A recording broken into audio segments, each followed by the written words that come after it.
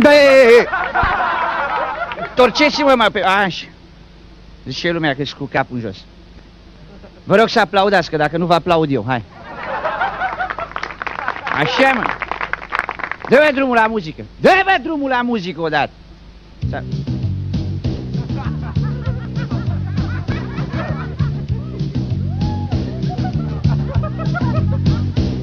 Seara! Iau!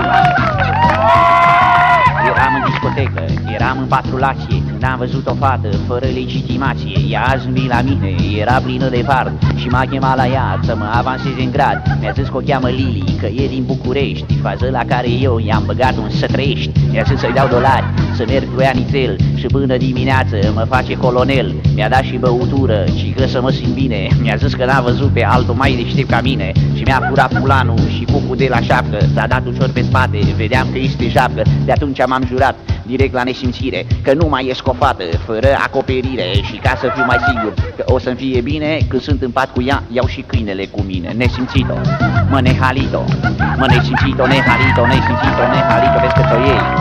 Fii atent că ți-o iei, ți-o iei, ți-o iei, ți-o iei, ți-o iei, mă nesimțit-o, mă nehalito, mă nesimțit-o, nehalito, nesimțit-o, nehalito. Eram în discotecă, eram în patrulație, când am văzut pe alta, dar cu legitimație. S-a îndrăgostit de mine, că sunt ciumec, că semăn cu De Niro și Brucele întreg. Și am făcut avansuri, aveam o aventură, era mișto senzația, parcă aș fi spart o gură. Și când să trec la treabă, că mă făcusem cui, mi-a zis că o cheamă Gheorghe și este din Vaslui. Am leșinat pe bune și mă roșisem tot, că am și eu rușine cât o-i fi de idiot. De atunci înainte, nu știu ce s-a întâmplat, dar stau în intersecții puțin mai crăcănat. Mă nesimțit-o, mă nehalito, mă nesimțit-o, nehalito, nesimțit-o, nehalito, vezi că ți-o iei.